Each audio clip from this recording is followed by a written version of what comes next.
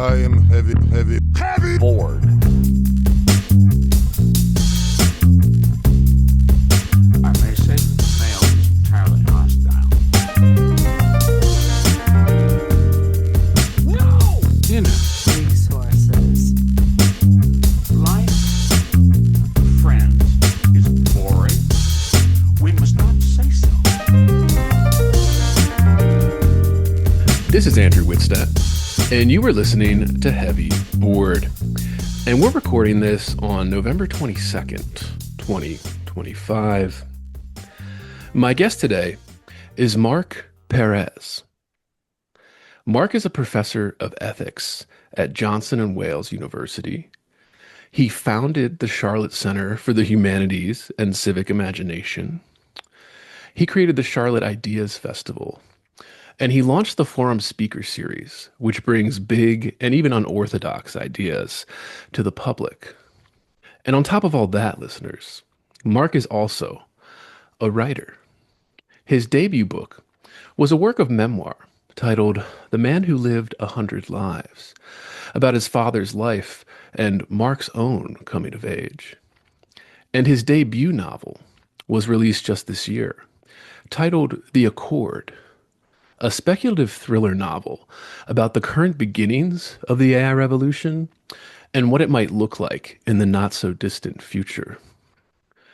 No stranger to the world of podcasts, Mark hosted the On Life and Meaning podcast for 3 years, where he interviewed guests about, you guessed it, life and meaning. Topics we are very interested in on this podcast, as many listeners will know. Mark Perez, thank you so much for coming on Heavy Board. It's great to be here, Andrew. Fantastic. All right. First question we like to ask everybody is, what was your childhood like? Where did you grow up? What did your parents do? How did these early years start to form Mark in this way? It's a long story, Andrew, and we'll try to make it as short as possible, but it was quite an interesting and stimulating childhood growing up. The short way to introduce that is that we moved 20 times in 20 years across cities, states, and countries. And during that period of time, we had ups and downs and a variety of different influences that have made me the person I am today. My parents were immigrants to this country from Brazil. My dad was an intellectual philosopher, historian who found himself in sales of a variety of different goods and services as an independent business person. And he did a lot of import-export between Brazil and the United States, which led him to move us as a family across different port cities, from New York to San Francisco, to Miami, to New Orleans, to Rio de Janeiro. And because his business often had good times and difficult times, we often moved neighborhoods as we were sometimes in better financial situations and sometimes not. So, and my mom was a housewife during this period of time, but she was a person who was very much into art and music and appreciating culture, especially her own culture from her native land, Brazil. So I was born in San Francisco, California, but only stayed there for 2 years as a child before moving to New York. And my earliest years were in Queens, New York, working class neighborhood, moving often 3 times just in the few years that I was there as a child, from one neighborhood to the next. From there, we moved to Rio de Janeiro, and I lived there for 2 years, and then to Miami, and in Miami we moved frequently as well. And in between, we actually moved back to San Francisco at least one time.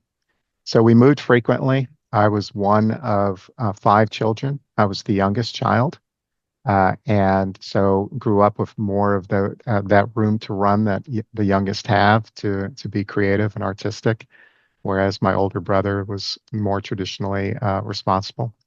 So all of those, as you can imagine, sequencing that happens in family order. And then I have 3 sisters as well. That's fantastic. And no, please go on. Please go on. Yeah. So I think between moving frequently and my parents' influences, I became attracted to books. Books were my friend growing up. Since I was moving from one school system to the next every year or two, very rarely did I have lifelong friends or a stable community growing up.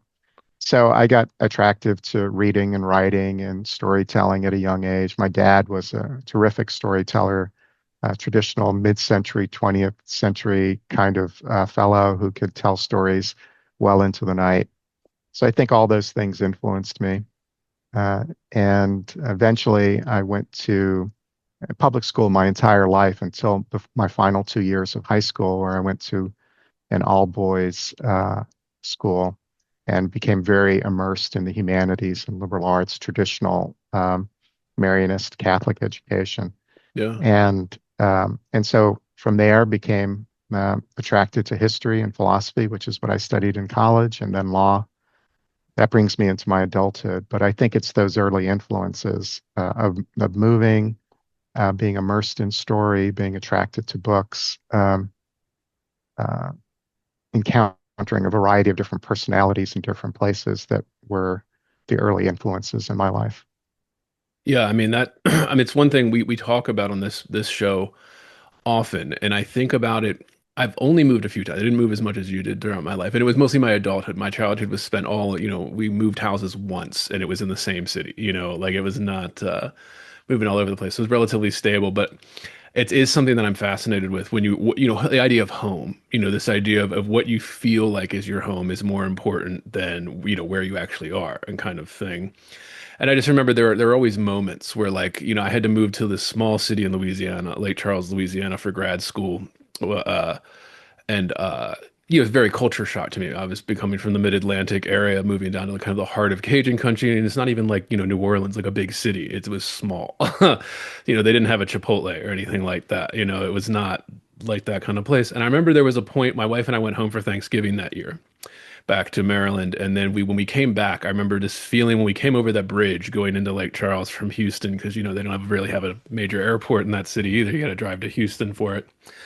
And we came over the bridge and you could see the lights of all the refineries kind of as you're going into Lake Charles. And I kind of had this feeling where I was just like, oh, we're home, like the traveling's over and we're home. And it was kind of that moment where I was like, oh yeah, we live here. This is our home, even though we're from there, we feel at home, in another city. It's an interesting concept, especially for your childhood where you grow up in all these different places. And we talked even before we got on the microphone here about like, yeah, you said making Charlotte your home, making a city kind of your home. Was that like a reaction to your childhood? Almost this kind of moving all over the place? Did it feel unstable or something? I mean, that's always something you hear in statistics and stuff, but when you're a kid, are you even paying attention? I don't know. What? Well, I'll address the first part of your question Yeah, as yeah, to please, yeah. Charlotte being home. So I do think, at least subconsciously, there was an urge in my adult life to plant roots, but that didn't happen immediately either. I ended up living in Miami and Fort Lauderdale and Tallahassee, and moving as an adult to Washington and to Texas.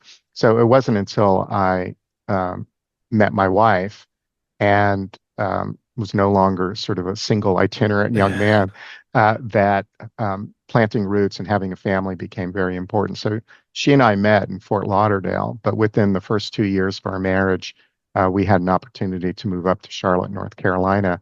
And as soon as we arrived here, it felt, well, this is it. This is our forever home.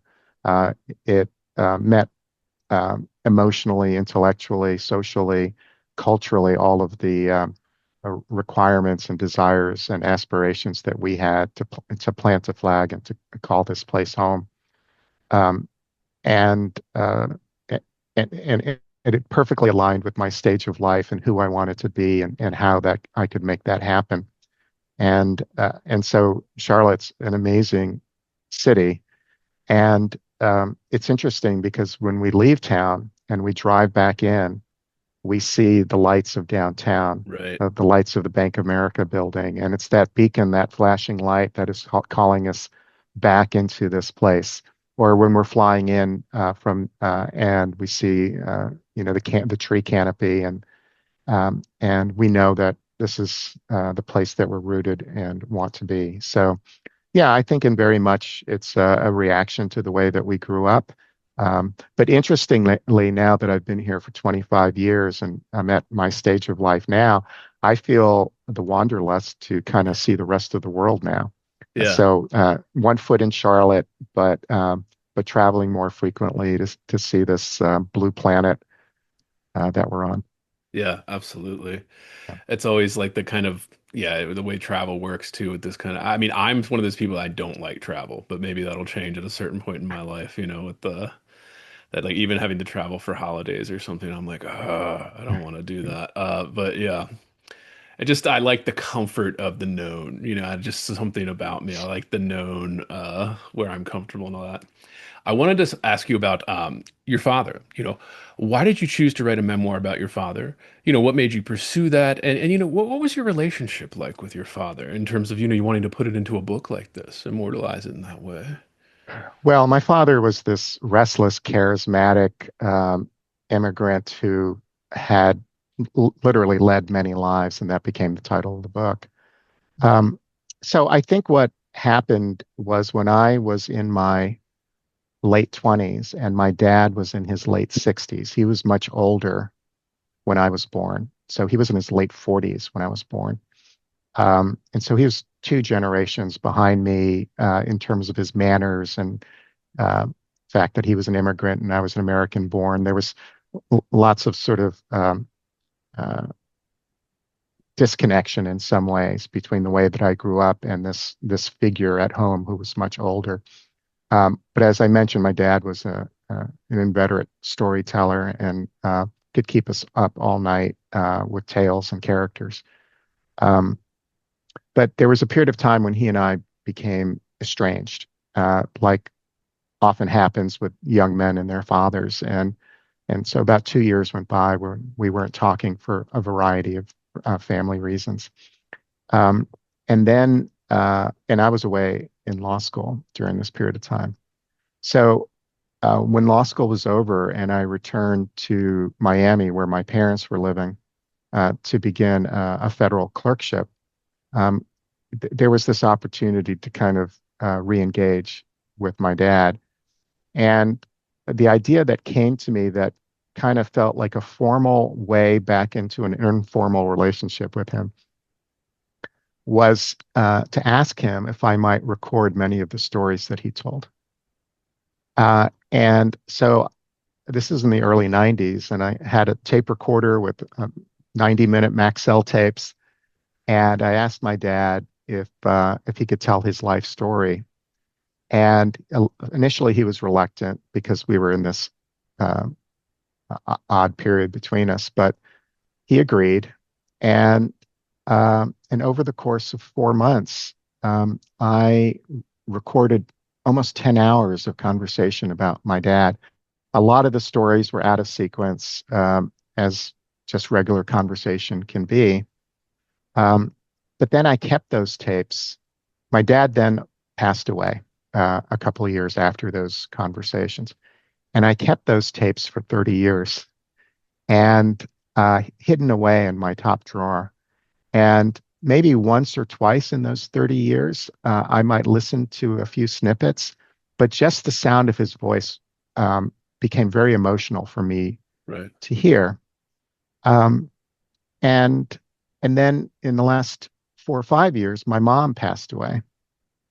And I think when my mom passed away, it was an opportunity for me to kind of go back to those tapes in moments of sort of grieving them both. Um, and when I listened to them all, it became so clear that there was a powerful story to tell that was universal about fathers and sons, um, about generational differences, about memory, about the stories that get told and untold and not told that create a life. And I was also much older in my life where I could appreciate his journey in an entirely different way than when I was much younger, where I was often judgmental. Right. And so a lot of that judgment had faded away as I came to appreciate my dad in an entirely new way. So I think it was stage of life. It was grief. It was the passage of time, and then just realizing that this was a pretty powerful story. The last part of it, Andrew, was shortly after my mom died. Uh, we found out some information about my dad's life that we never knew, and without giving it away, it added a twist to the entire tale Right. that my dad had been telling us, that in some way, where he was a reliable narrator, he became an unreliable narrator. And it added this whole dramatic twist to the nature of our understanding about the family that we grew up in. So when all of those things came together, that became, I knew at the beginning, the middle, and the end of the memoir would be. And it also gave an opportunity for me to kind of unpack those influences in my life. So it's in my voice as a memoir, but it's really in conversation with my father. So it's called the Man Who Lived 100 Lives, and I think it's an emotive, emotional, but universal story. Yeah. It's so important too, because I feel like, especially, I mean, it hasn't always been the case, but for the last decade or so, it feels there is like this father and son dynamic that is kind of not written about very often. You don't see it depicted even in fictional things. You don't see it depicted in television shows as much and things like that. Um, and there's this, I don't know, it's just unsung about the role of the father. And obviously, everybody talks about it when it comes to daughters and things like that, of course. But when it comes to sons and this kind of, yeah, there's this, obviously, it's your own flesh and blood and all of that and all, but it's just, I don't know, there's something about that where if that isn't right, or if you're missing something in that, that there is, I mean, I don't know. I mean, your entire life can fall apart in some, the most extreme circumstances, of course. But I don't know. Yeah, just such an important story. I'm just thinking the father-son stuff.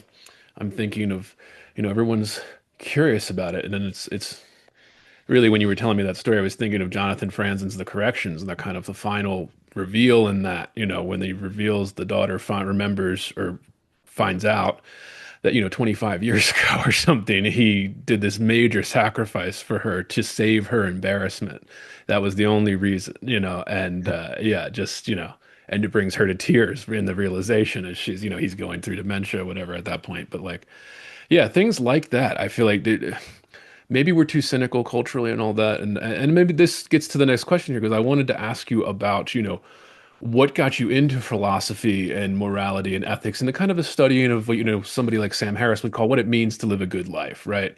Like kind of those things. How did you come to that? What inspired it? Is there a moment you could even point to? I know it's difficult, but oh, this is the moment that I was like, I'm going to study philosophy and religion, and yeah, I don't know. Yeah, how did that come in? Was it this thing with your father? Was it discovering that? Was it your, I don't know, you worked as a lawyer for a while and you just didn't like it? I mean, how did that come to be? It's not something, it's not something that people just fall into. It's something that you have Yeah. to kind of pursue, especially at a collegiate level where you're instructing others and all that. So just, yeah. And again, we don't need, I know that I have long questions, big, broad questions. Please feel free to answer it however you want, Mark. Yeah, Yeah. this isn't, Well, I will say before jumping in on that question, just the title of Franson's book, The Corrections, right, is a beautiful title about family dynamics, isn't it?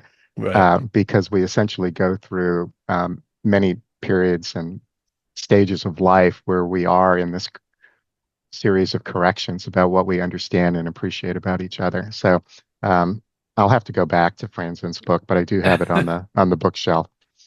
Yeah, so I think my interest in philosophy, I think, was seated very early in life. I'm the child of a mixed marriage. My father is Jewish and my mother is Catholic. My father was a Jew who was born in the Amazon jungle.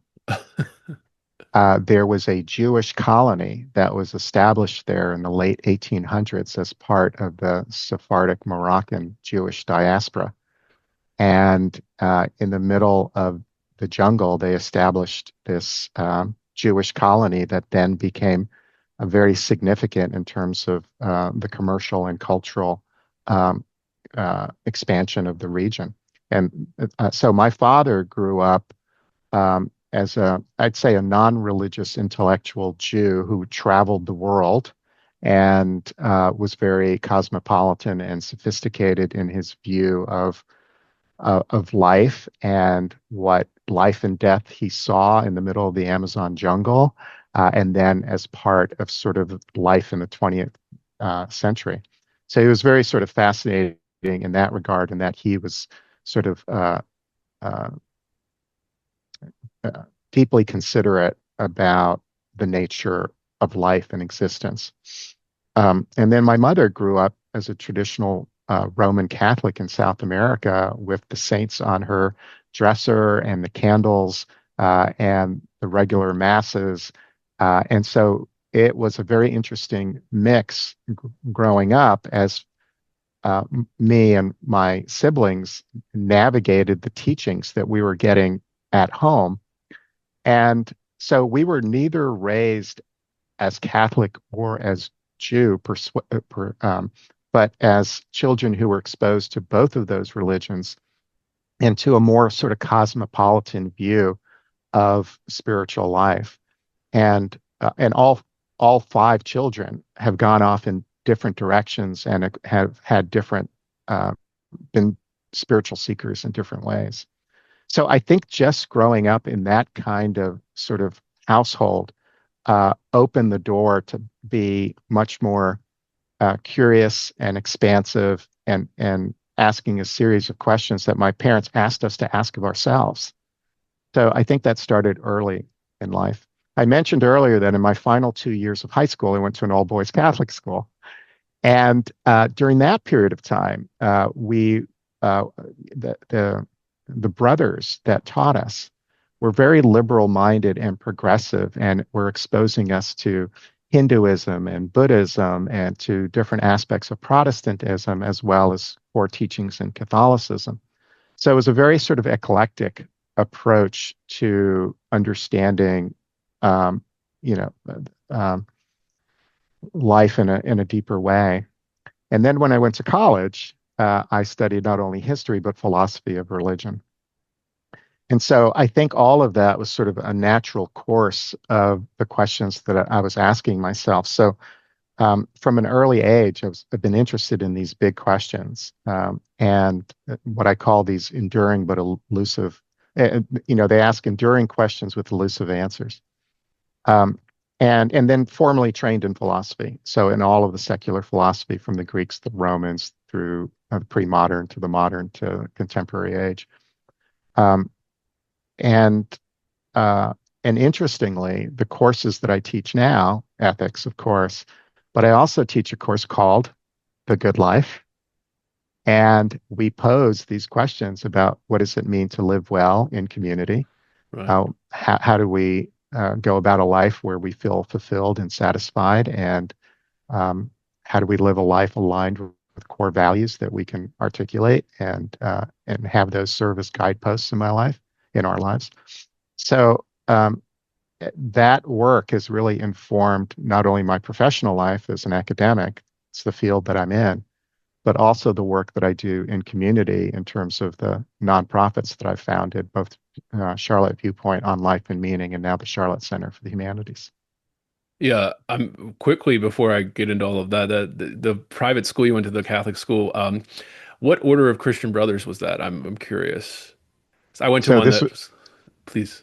yeah, this was the Marianist order. Okay. So Order of Mary. This was Father Chaminade of the French Revolution period, and so there was an order of French um, brothers. And so they were sort of a counterpart to the Jesuits. So the Jesuits were the Order of Jesus, the Marianists are the Order of Mary. Yeah, I went to it's listeners know this. I went to a private, Catholic boys prep school for all 4 years of high school in Baltimore there. And that was the De La Salle Christian Brothers, St. John the Baptist De La Salle, who's different from St. John the Baptist. But yeah, it's so. And I think the reason I bring it up and the reason I'm curious when I get a guest that's experienced it is because, sorry, you'll hear my daughter in the background. I know, but she likes to let herself be known on a podcasting. Yeah.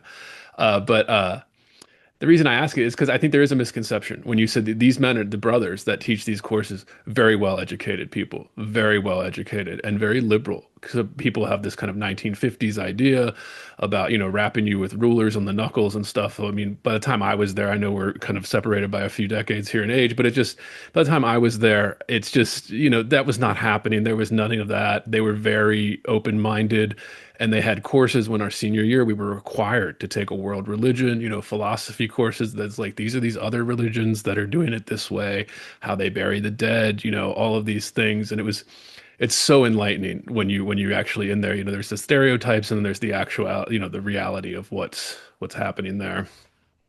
But I love this idea of the philosophy that, your whole career has been your professional career here in academia and all of that. And I wanted to ask you, getting right into it here, and I know this is a tough one to answer. But please, again, have at this however you want. Um, where do morality and ethics come from? Are they a cultural phenomenon, biological phenomenon? And I know that's a debatable question, et cetera, et cetera. So please feel free to answer that however you want, Mark. It's not a question I anticipated, Andrew. Why are we moral to begin with? Why do we seek the good? So I think, from uh, a religious perspective, a Judeo-Christian perspective, we have this divine spark within us to return to our Creator and to find redemption in a life, and so I suspect there's a profound religious answer there. I think from an evolutionary perspective, from a secular perspective, it's survival. It allows us to coexist and cohabitate with each other to create some guidelines in terms that allows us to build trust.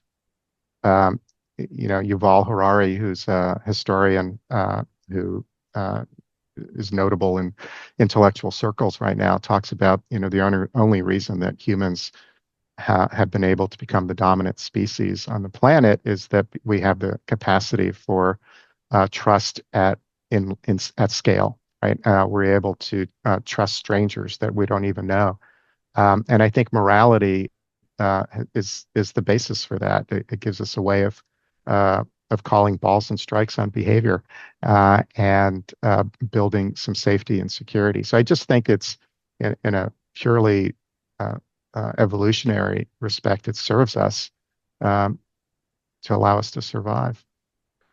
Yeah. I mean, it's one of those things, I'm thinking of that. I watched this recently because of this, the Alex Karp, the Palantir CEO, was all over, CNBC recently. But he was doing this interview and it was part of his book launch and all of that, where he had this story about his mother who was raised by a single mother in Philadelphia. And he said, the interviewer was asking him about this, and he starts choking up talking about it, where he just said, my mother needed help. This is all he said. And he's kind of choking up, being barely able to get it out. He said, and somebody helped her. And he said, most people aren't going to help you when you need help. He's like, but the ones that do, you'll never forget. You never forget what they did, and you'll never forget, you always want to kind of pay it forward in that way.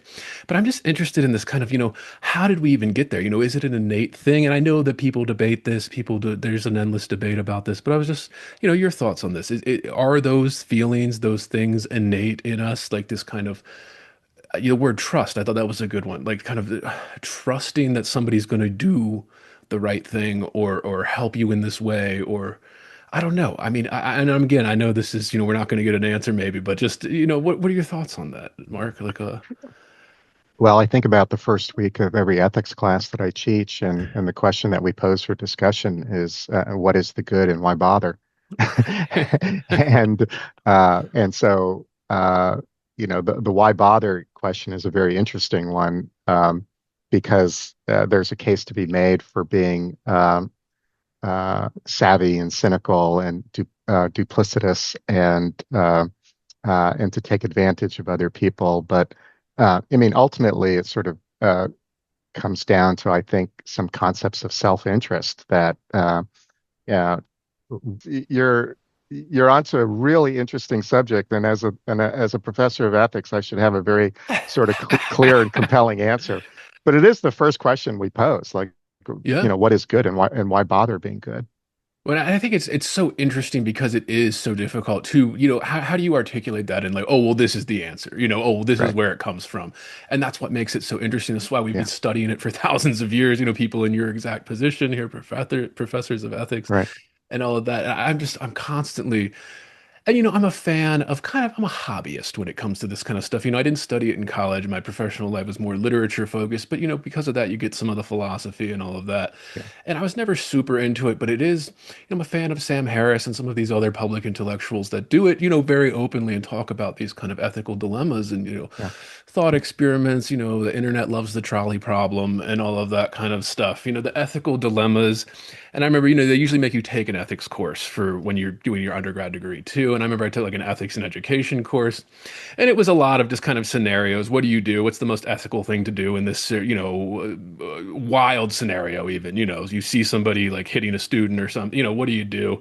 What's Mhm. the right thing to do? And I don't know. And I'm just, it's a hard question to answer. So it's just interesting philosophically. It's interesting intellectually for people like us to talk about. And again, I know this is a podcast. We do not need definitive answers here, Mark. This is just us chatting about, what comes into our head here. I always tell people, there are times where I think I've mispronounced, names that I should know for having degrees in this stuff. It's things like that. It's just, we're talking. Comment sections might go a little crazy, but who cares? But going off of that too, where this is, I'm sorry for another difficult question here, Mark. I'm sorry. But I was thinking of it when I was like, oh God, great, I get this kind of philosopher on here. I want to ask all these questions. What do you make of the sort of what they call ethical emotivists? This kind of, like that to express an ethic or moral principle is really just expressing kind of this sort of internal emotion. What do you make of that? Does that have any weight to it? Is that just too cynical?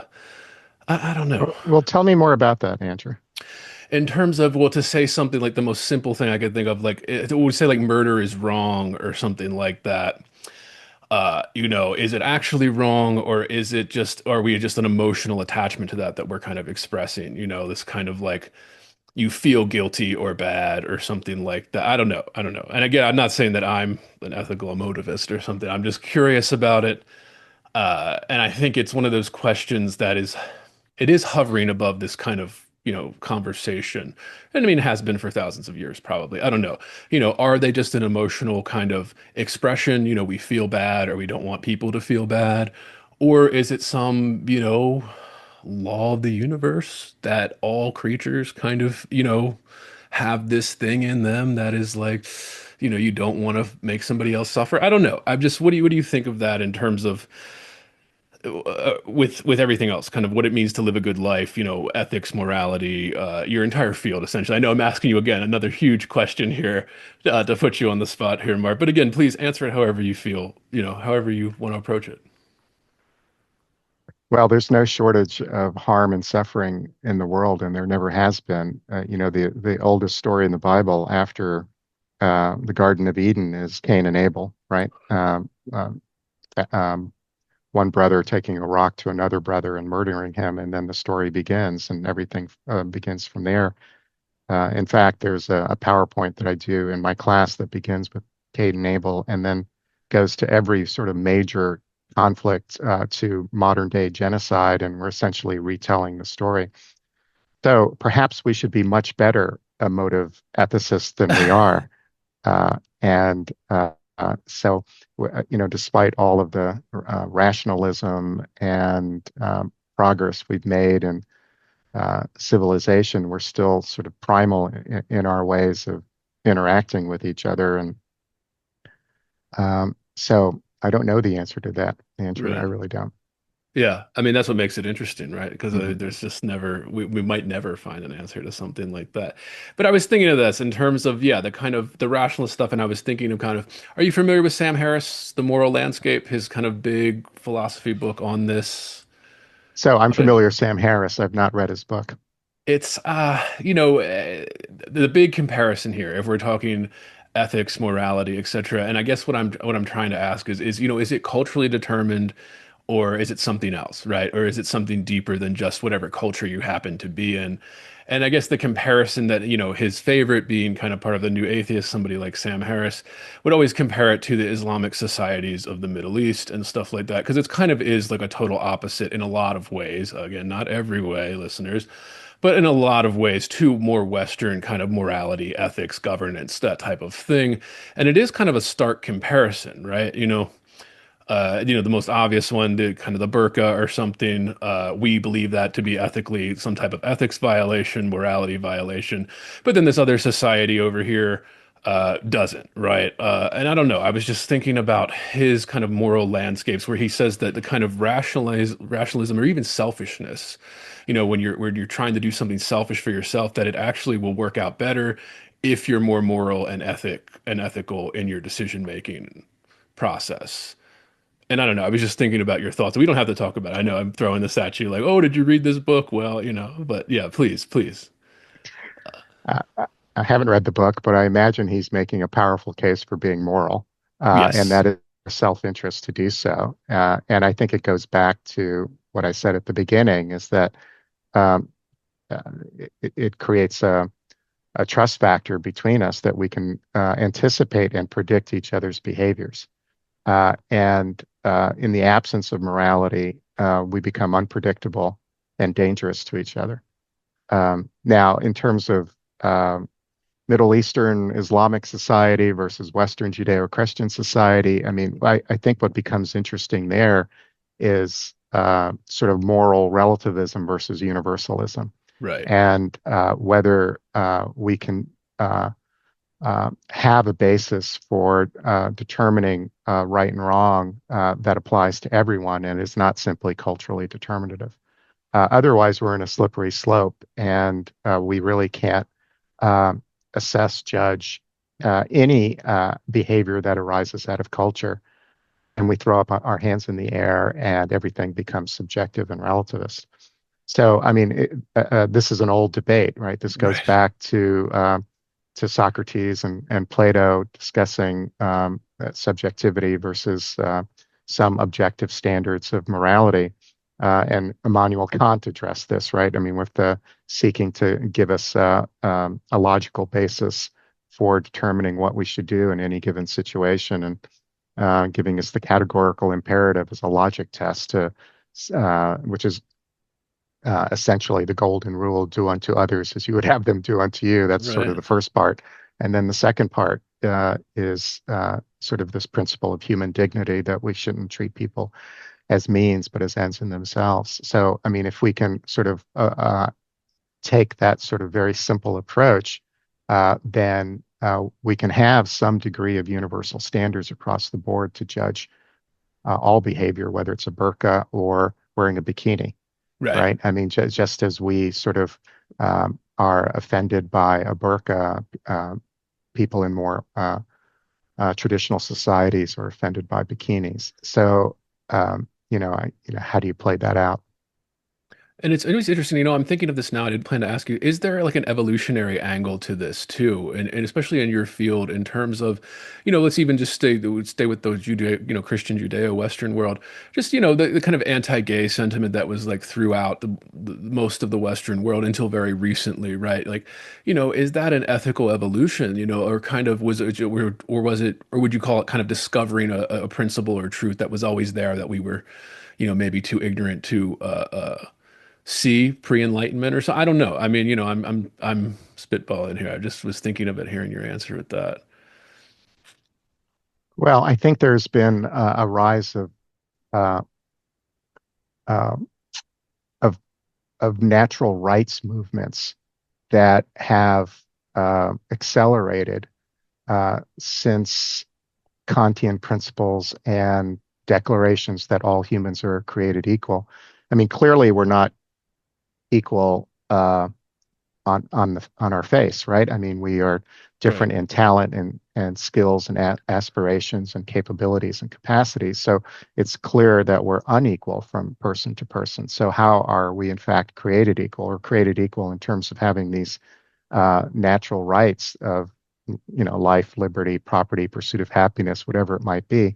And so if in fact, we can all, if we can assert that we all are equal in terms of those natural rights, then what does that give rise to? It gives rise to all these claims of different groups that have traditionally been um, uh, oppressed uh, or discounted, who essentially make claims based on that principle. So we've had the women's rights movement and the civil rights movement and the gay rights movement and so on. And they're all essentially making the same uh, natural rights argument. Yeah. Yeah. So It's is that please. progress? In an enlightenment sort of way, it is progress, right? Because we're essentially creating a society based on foundational principles that apply to all of us, and we're seeking to recognize and acknowledge the dignity that we all have. And I mean, this is, we mentioned that we both went to Catholic school. That's also sort of the basis of sort of the um, Catholic social movements, right? Right. So I think that's where we are. Yeah. Yeah, it's just, I mean, again, I know these are difficult. I appreciate you hanging with me with these. Yeah. These are just, endless. We could go on and on about it, but I was just curious about that. And this gets me to a phrase that you've used, and I am very fascinated by it. Is there civic imagination?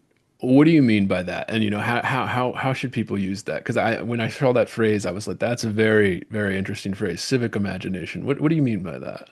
Well, the phrase that you commonly hear is civic engagement. So the Center for Civic Engagement, or we want more folks involved in civic engagement, which is participatory and uh, it's civic activism. It's uh, citizens doing work in the world. So, we parse out civic imagination to be something a little different in terms of future casting and imagining a better place that is grounded on democratic values where we have stronger social bonds and greater recognition of our rights. But doing the collective work of thinking about what that is so we can bring the future into the present.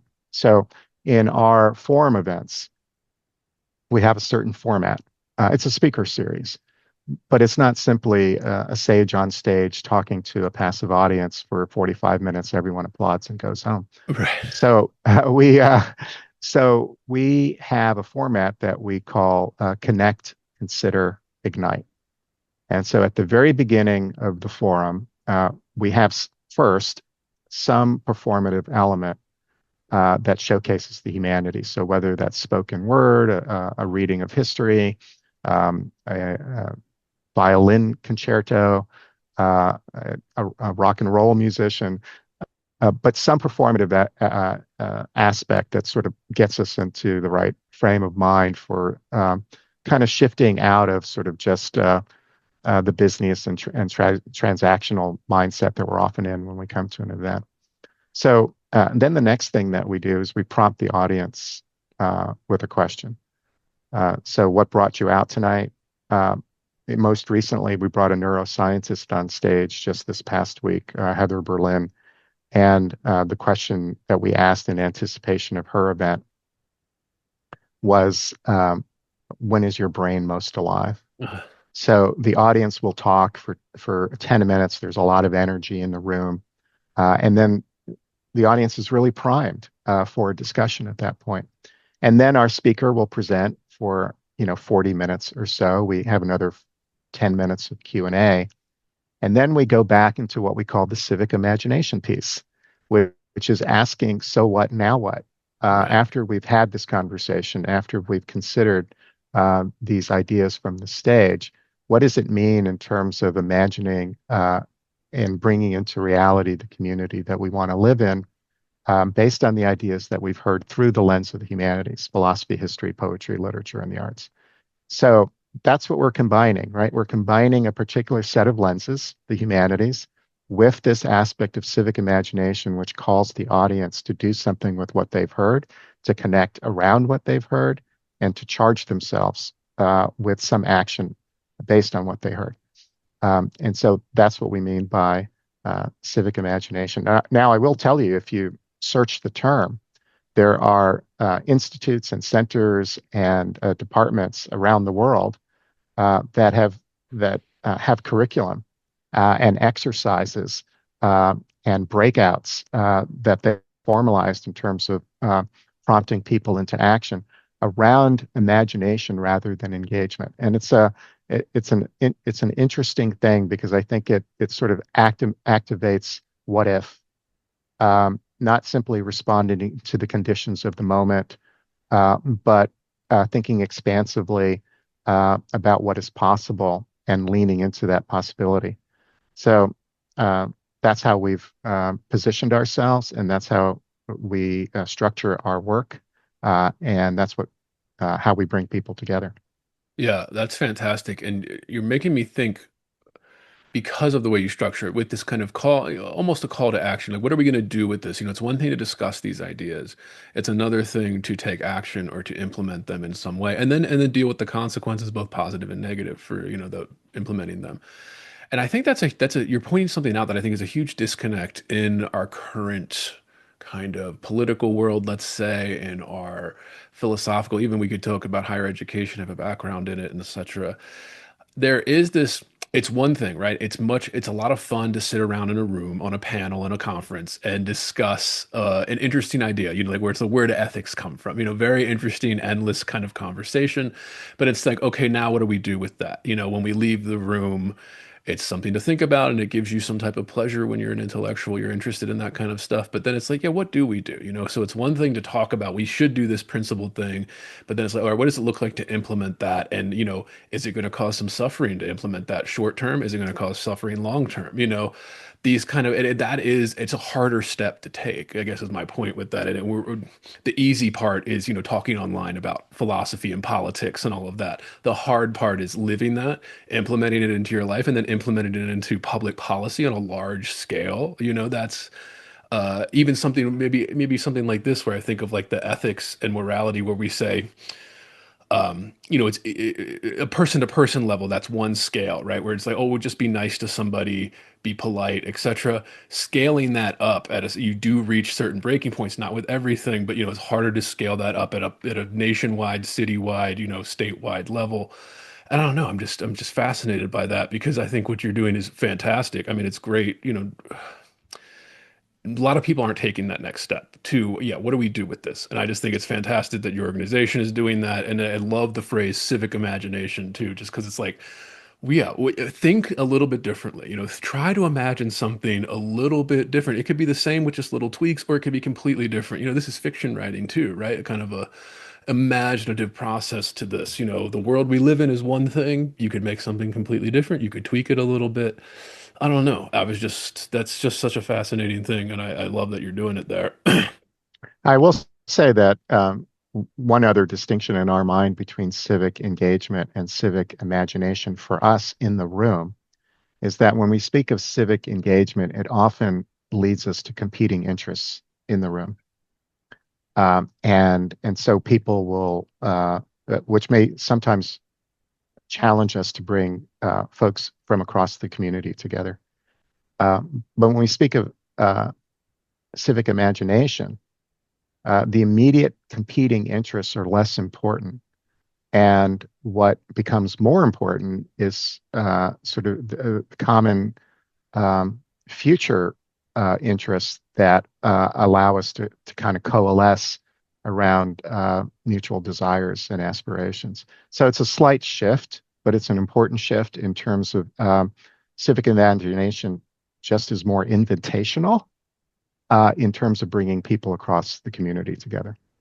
I know, and sometimes there's a hesitancy if you talk about the engagement more than the imaginative process, right? Like it's like because again, it's one thing to talk about it, but then if we have to implement this, and maybe there's even some bad side effects, everybody gets a little hesitant, and then nothing happens, and then we just kind of stuck in this thing. At least Yeah, creating policy wise, not in your yeah. local community or whatever, or your interpersonal relationships. But yeah, I mean that's just it's. I think because I feel like we are missing something culturally where like, we need people like yourself to kind of nudge certain directions here, where it's just kind of like, well, I'm a professor of philosophy and ethics and things, maybe we should consider this other thing too. And of course, most people don't listen to us, right? Like when we say these things, but like it's just having that voice, having somebody with an organization that's pushing the people that come to this thing, this event, this to see these people speak, to hear these ideas, and then be like, all right, now what are you going to do on this? You're going to act on those, you know, almost like they teach you in marketing, like a sales pitch, like a call to action, but it's about your own ethics and philosophy and then creating a better world. This is why I brought up Sam Harris, is because his book in that, where he kind of, it almost makes the argument for what I would call bootstrapping, right? Where he just says, what is the point of philosophy and all of this kind of, like, the example he uses in that book is medical ethics. What is the point of medicine and medical ethics? He said that eventually you get to a point where you just say, okay, well, it's about human flourishing, or, this is what a good, philosophy is. You just have to kind of pull those bootstraps eventually and just say, okay, this is what good is, this is what bad is, and you move from there. And it's kind of like, okay, well, is there something hidden underneath that? This is where we get to the religious aspect, right?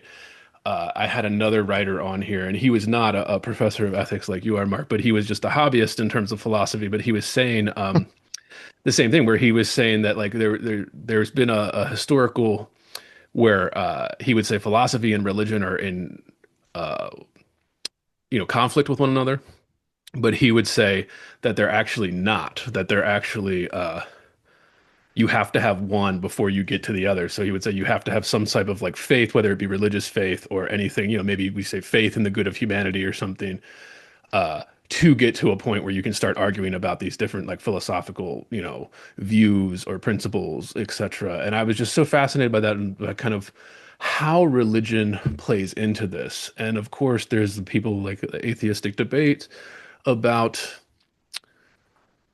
man, how do I say this? I'm thinking of Jonathan Haidt's argument on this, The Coddling of the American Mind, social psychologist at NYU, where he makes this claim, and he did this in one of his earlier books, that religion was an evolutionary step towards this kind of living a good life, having justice for all, this kind of, all men created equal, this kind of thing.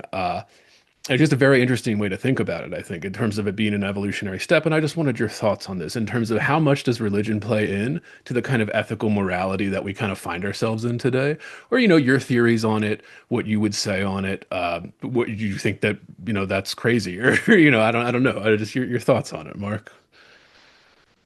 Well, I think it goes back to the question you ask is sort of why bother with ethics at all, and where does it Right. come from, and how does it serve us? And my first answer was safety, security, trust, being able to anticipate and predict another person's set of behaviors that allow us to just exist. But you mentioned another word, which is a much more fundamental word to the uh, philosophical method, if you will, or which is flourishing, right? I mean, so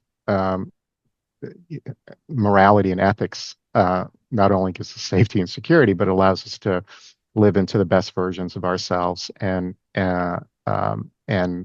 poses a set of questions that allow us to consider this one life and what we're doing with it, and how we align what we value with what we do. And so, morality's not only asking of that of us individually, it's asking that of us collectively. So what does it mean to live in a good society? And how do we structure society so that way we can exercise our will in a way that is fulfilling, but also allows us to live in community with each other, and navigate other people's expressions of will. So, the stated goal of our Charlotte Center is to further community flourishing. So we just say it in one sentence, and that gives Right. us a broad mission and portfolio to kind of explore these questions. So is it evolutionary? Is it serving a basic human need? I would think that it does. I think there's something else, I think, that is even more at the core of this, Andrew, that I think both religion certainly, but philosophy as well, there's an adage, I think, by it's either Plato or Socrates, that philosophy is preparation for death. And so we are self-aware species. We are aware of our mortality, and that sort of creates its own neuroses in some ways. There's a famous book from the early 1970s called The Denial of Death, which is civilization is really a response um, to our self-awareness that we're going to die.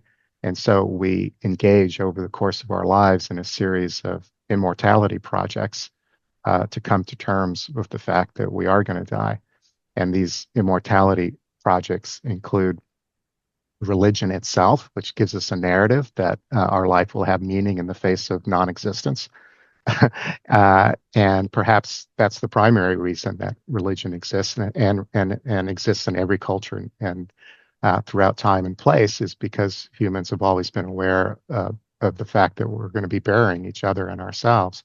So how do we make sense of that? And there's a larger narrative that religion gives us that provides some solace in the face of death. Um, and then love. Love, having a beloved who will remember us, and so we enter into relationship to have a meaning beyond our own existence and to live on as an immortality project in the memory of those who care for us. And then the creative impulse. We seek to leave something behind, and this all comes from uh, uh, Ernest Becker's book, The Denial of Death, which won the Pulitzer Prize in 1972, I believe. But he has this, you're sitting in front of a row of books, right? An entire bookshelf of books. Well, imagine walking into the Library of Alexandria or any library, right? And you're surrounded by thousands and thousands of books. Well, what are those books? Those are imprints of past lives, right? I mean, you're essentially walking into a different kind of cemetery where the books are headstones, and they're all markers of people who have left their thoughts and impressions behind. And what was the impulse and motivation to do so? It's in some ways, these are immortality projects. Everything that we do. So I do think that ethics, morality, religion, philosophy all serve these sort of civilizational and social and societal purposes. But I do think that there's something even more primary underneath it, which is this preparation that we're engaged with uh, to confront mortality. Our cats and dogs, and as far as we know, have no sense of mortality, and therefore they live very different lives than our prefrontal cortex allow us to live. So. Anyway, I think I would just kind of throw that out there for consideration. Yeah, absolutely. I mean, fascinating in terms of this too. But I think you're right. There's this, there's a philosopher I like. He has a podcast. His name is Alex O'Connor, and he's mostly a YouTube philosopher, although he does have degrees in it. But it's still like he's gotten very big, and he has some of the biggest names in the field on his show, and they discuss this stuff. One thing I think he does that I think is very interesting that he's an atheist, but he's very fascinated with religious belief and stuff.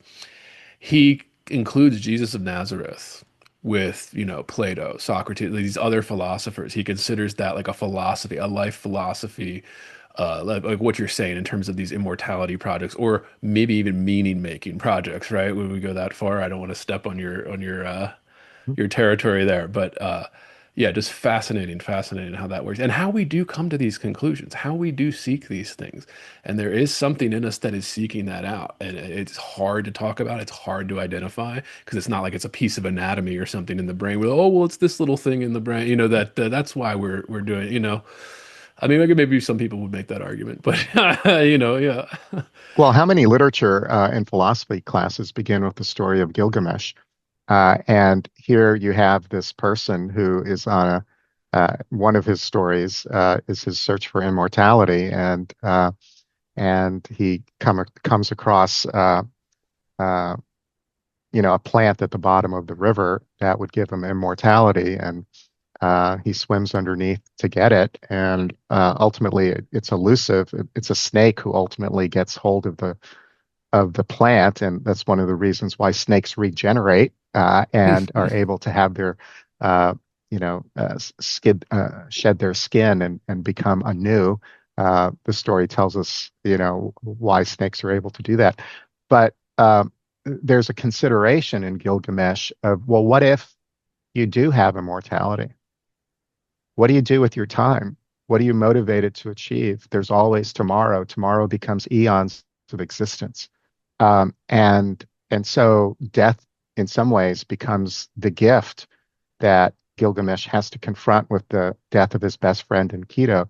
And in sort of considering his best friend's death and his own quest for immortality that remains elusive, that actually becomes a catalyst in his own life to consider what maturity is. And for him, maturity ultimately is no longer sort of being um, uh, uh, the indulgent king, but one who is in service to his community.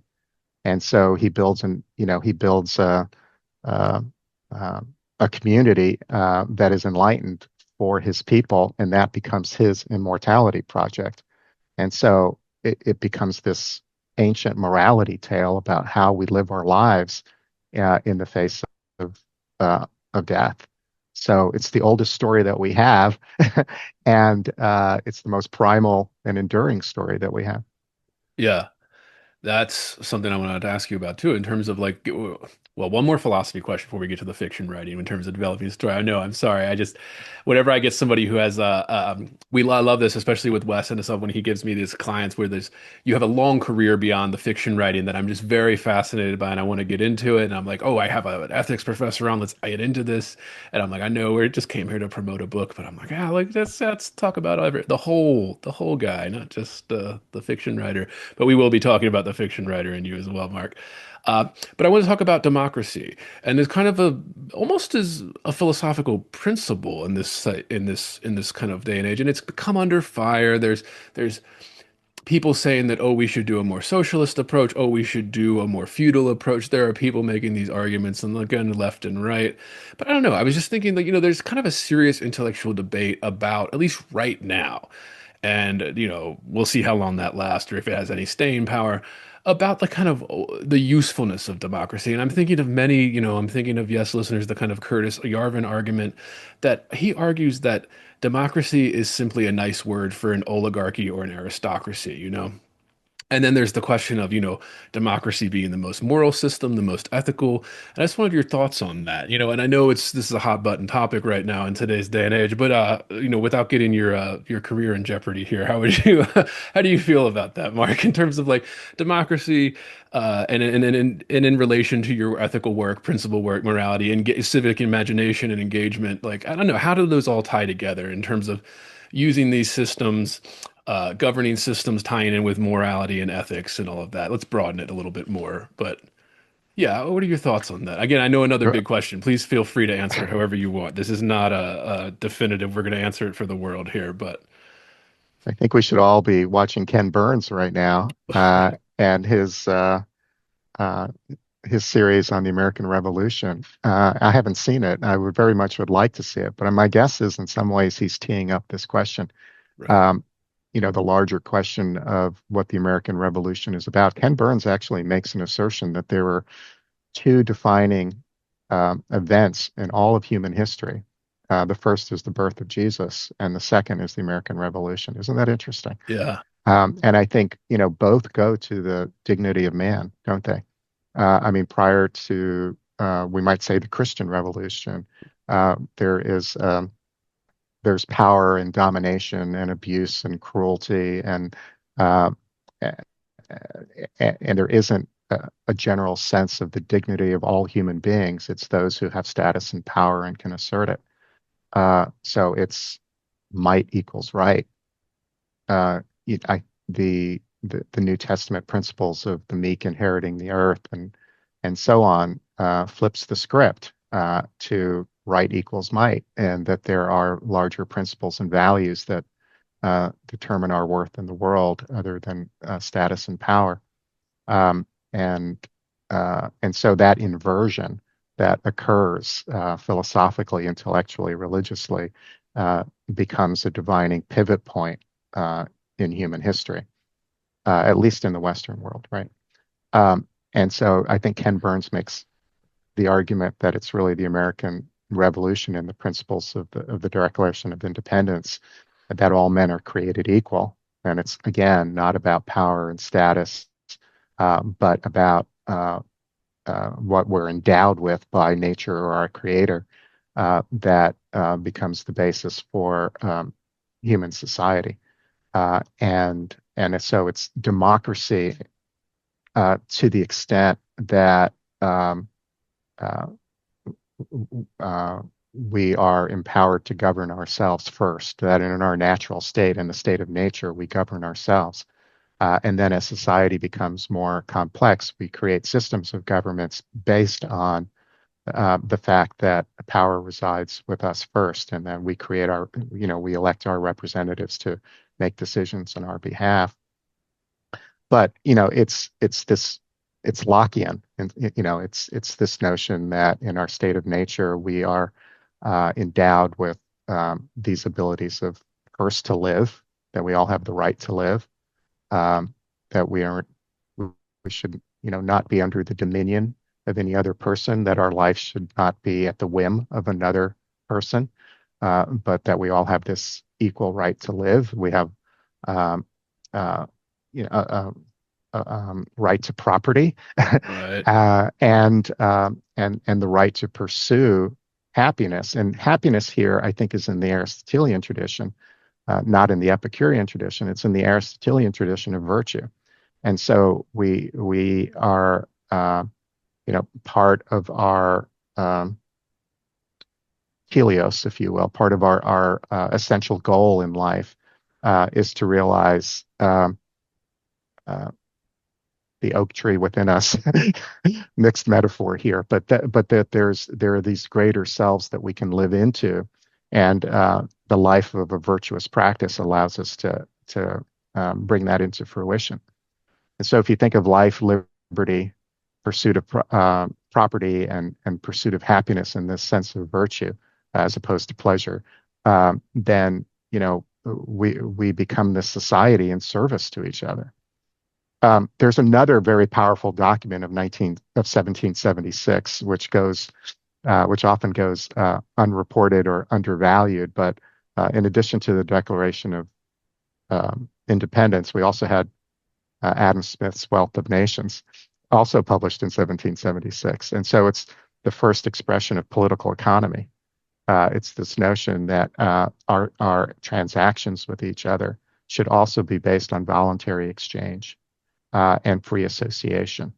And our commercial transactions actually create not only material wealth, in the fact that in the marketplace we're exchanging goods and services with each other, but it also creates and generates liberty. And it's in liberty that we, again, realize our truest and best selves. So these are, these are moral concerns, right? Yeah. And so I think when Ken Burns talks about why the founding of the nation is on par with the birth of Christ, he's talking about that we're essentially forging a nation from whole cloth based on a set of principles around human dignity in terms of how we govern each other and live flourishing lives in community with each other. And no other nation, at least prior to that moment, was forged in such a way based on a set of ideals. Right. And most nations are accidents of geography and conflict and ethnicity, sort of blood and soil, if Right. you will. Right. And so we are a nation that not of blood and soil, but a nation of a set of ideals, which is transformative in terms of human history and has accelerated, as we talked about before, all of these social movements that are now based on that assertion that we're all created equal with these natural rights. So it's politics, it's economics, it's morality, it's society. Um, and now, are there? We can have an entirely different discussion around a Marxist critique of capitalism, Right, right. but and sort of the distortions of having uh, uh, monetary values at the top of the pyramid, as opposed to other intangible values like friendship and love and upon which you can build a society. But um, yeah, so I hope that offers an answer. Oh yeah, absolutely, absolutely, and it's so fascinating. The reason I always bring up Sam Harris, not just because he's, one of the people in philosophy that I'm familiar with, but he was just so important to my intellectual development. That kind of public intellectual was kind of one of the first people to really get me into some of this stuff, listening to his stuff, reading his books, and all of that. He always makes this point in terms of our justice system, in terms of the intentions that you have, where he said we're one of the envy of the reason our justice system is the envy of the world is because we take into consideration intentions, past history, all of these things where it's, we have first degree murder, second degree murder, third degree murder. It's not all the same. It's, did you mean to do this? Did you plan it out? Was it an accident? How did this go in? Or we're just, it's not, we carefully articulate, or at least try to the best of our ability in, a flawed justice system where we kind of take those considerations. It is like, the flourishing of humanity is a consideration when you're considering whether did you mean to do this or you didn't mean to do this, first degree versus second degree versus third degree for all of the crimes. And just kind of, I don't know. I mean, that there is, it's so ingrained in us now, it feels like it was always there. At least for me, growing up American and all of that, it feels like it was always there, but it wasn't, right? It was the creation of this nation on, like you said, these principles on human dignity. You innocent until proven guilty. These kinds of like principles that have been so ingrained into the American way of life and the Western way of life, broader, more largely now. And I don't know, just fascinating stuff. I wanted to ask you about it in Yeah, terms I of how mean, that and goes. and Yeah. these notions of justice and intent and these gradations of guilt, if you will, I mean, go back to English common law that precede the American Revolution by centuries, right? It goes and even English common law is grounded in a set of sort of uh, uh, Judeo-Christian Right. principles that are founded in Scripture, and then those principles are yet founded in uh, you can go back to Babylonian principles in some ways, but so the evolution of the law and what we consider to be justice is really interesting. And this brings us to AI. And this brings us to AI and your novel. And I was curious, how much of the AI is occupying kind of your professional life right now in terms of the ethical, professor of ethics, how much is AI coming into that now?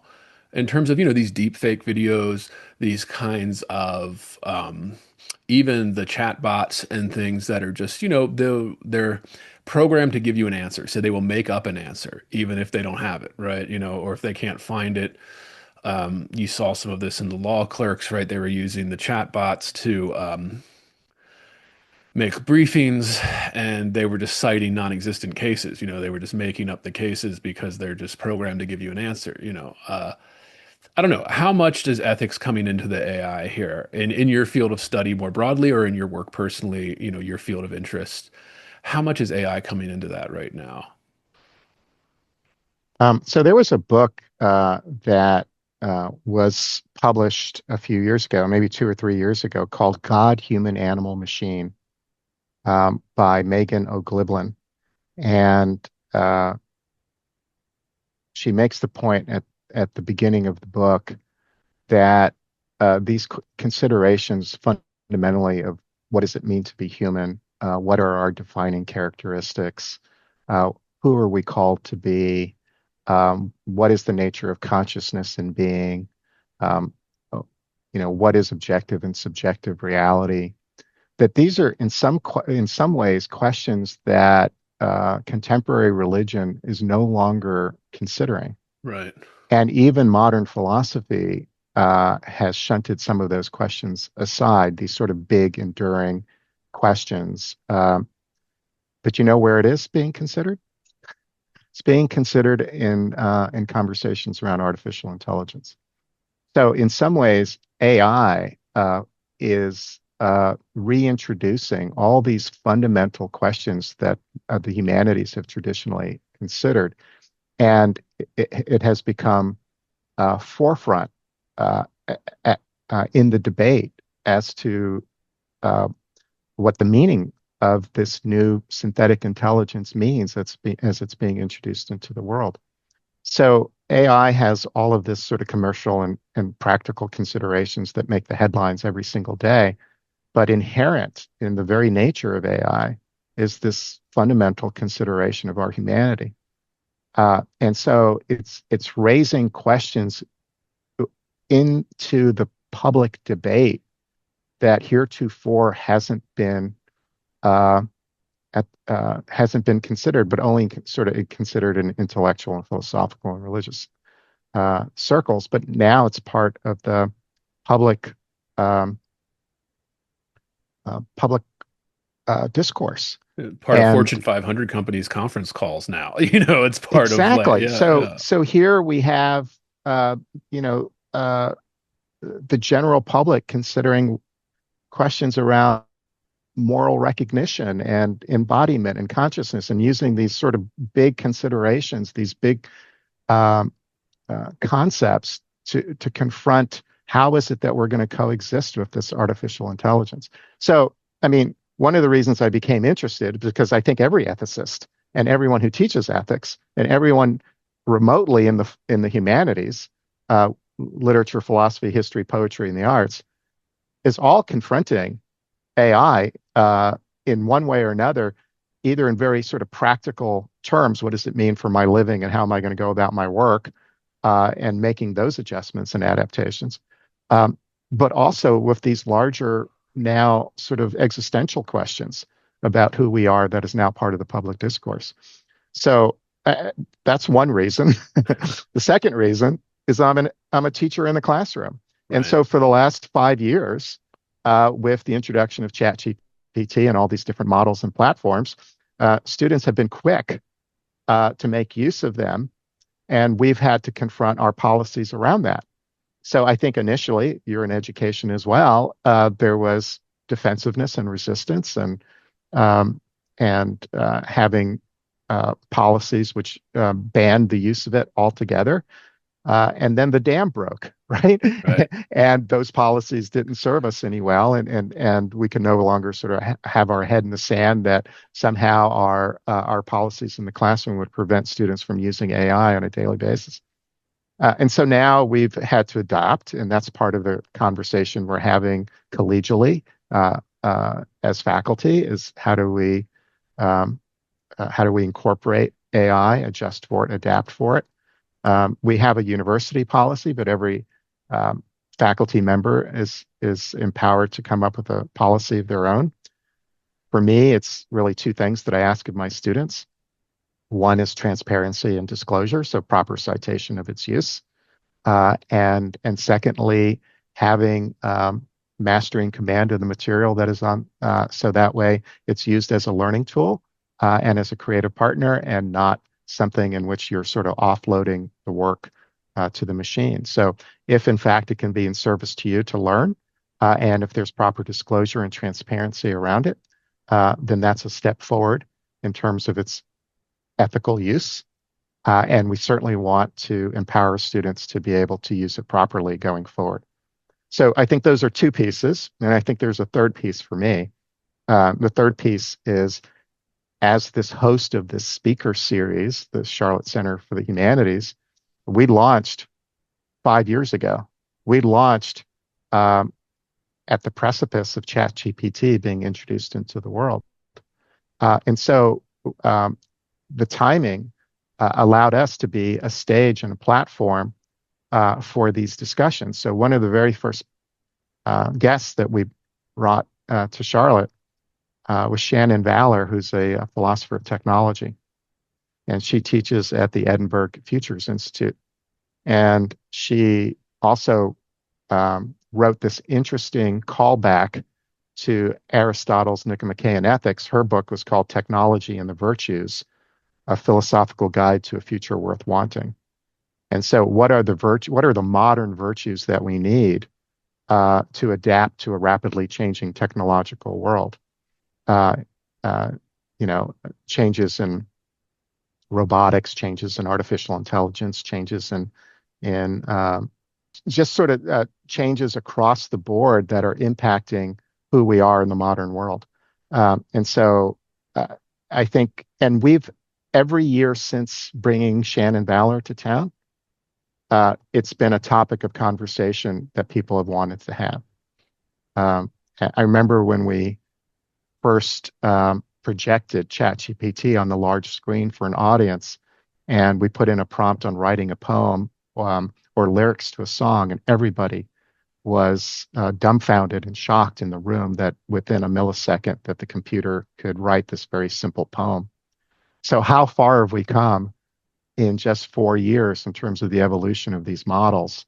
And so I think people remain completely fascinated with it. And there's this push and pull with the technology, right? I mean, we are enamored and fascinated about what it can do as a set of tools, as an extension of our skill sets. But at the same time, we're quite wary of it because we see it.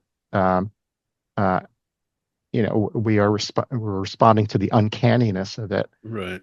and not sure what to make of it and what's behind the screen, what's in the black box, why is it behaving and talking and responding in the way that it is, and um, is there some sort of spark in the machine?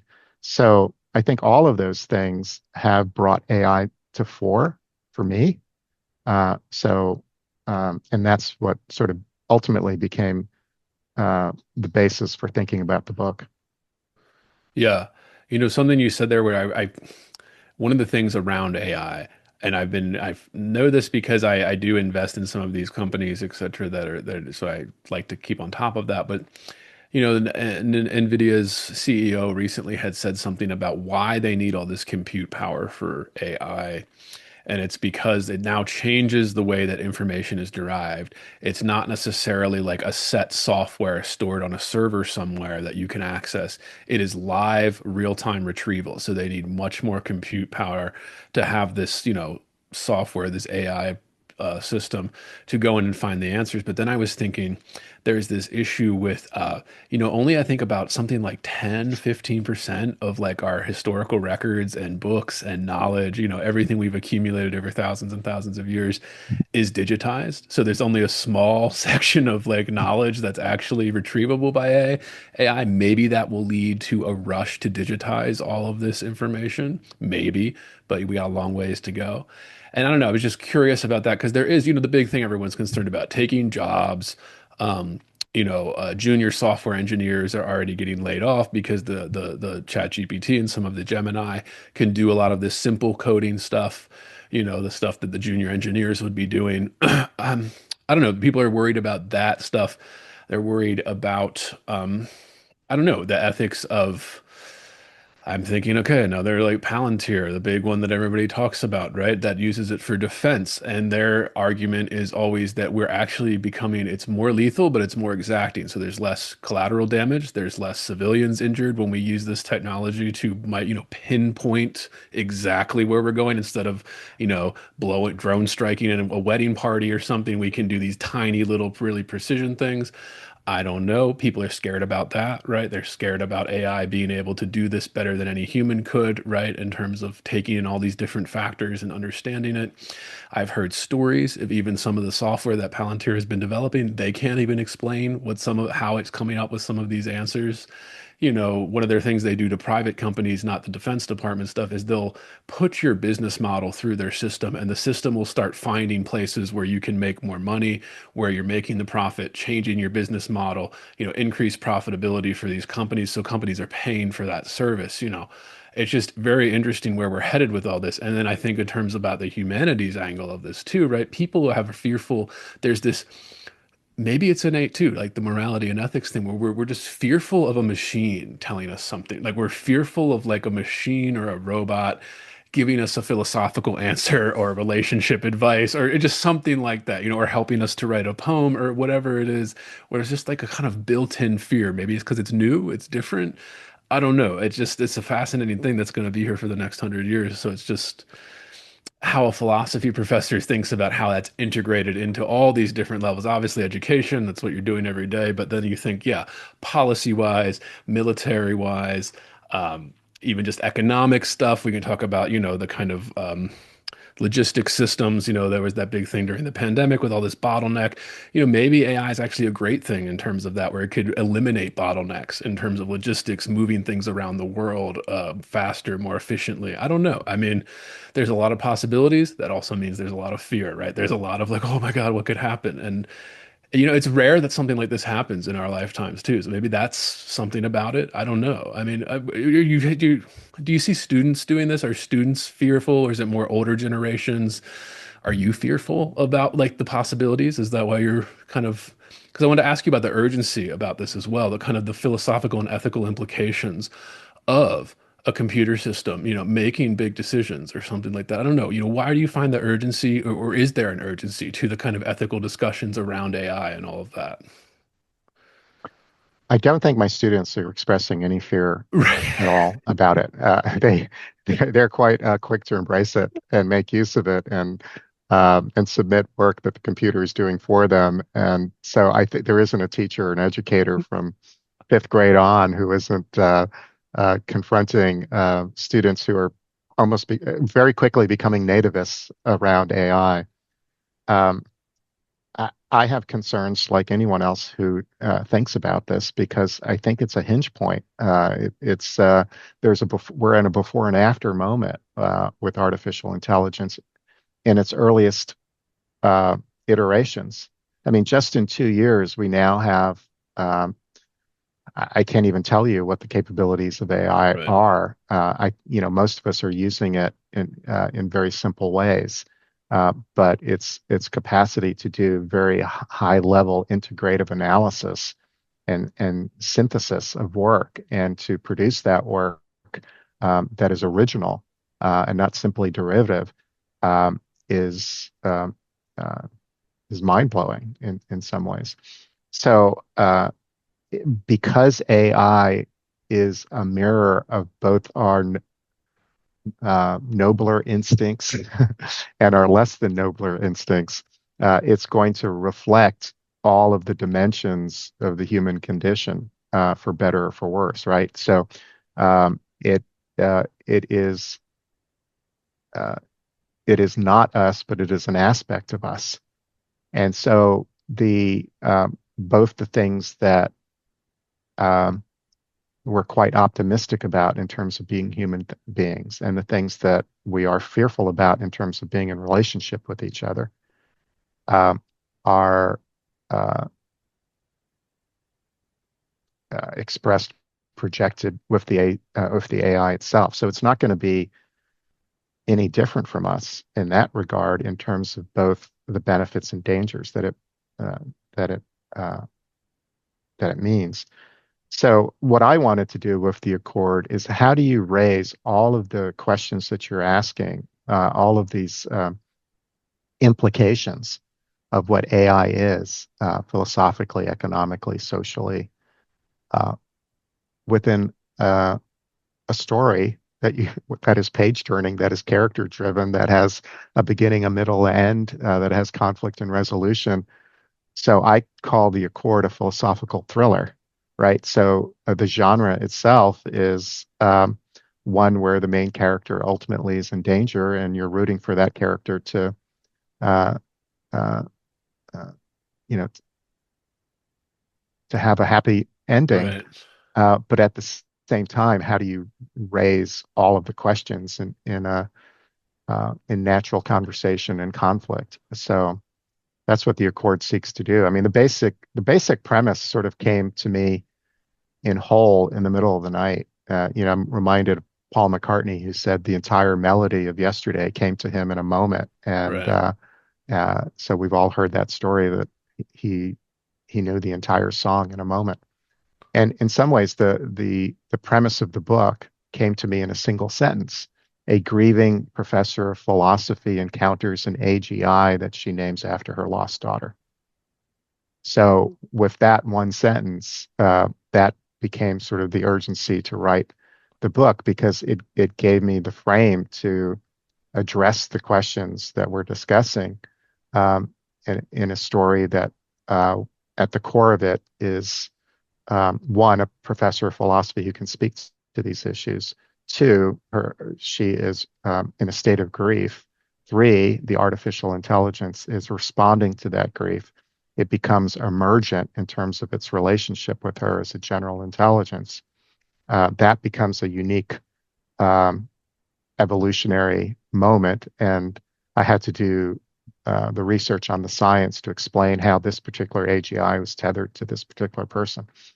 And then once word gets out, initially she's protective of it maternally, but once word gets out, then the institutional forces kick in. So it's the developers, it's national security, it's the college itself who wants to gain control. And then that sets in motion all of the debate and the discourse around the issues themselves. And then ultimately, she goes from being this small Midwestern, teaching at this small Midwestern college, to going into think tanks in Boston and Washington, D.C., and presenting in Chicago at the University of Chicago, and then to Geneva. And ultimately, she's in front of the United Nations presenting a set of principles, the Accord, about human AI coexistence. And so what becomes the moral guidelines for us to coexist with this new synthetic intelligence? And that becomes the book. It's very interesting. I'm tempted to ask you here, do you think there's anything about ethics or the kind of moral principles that is holding back technology like this? What do you My mean?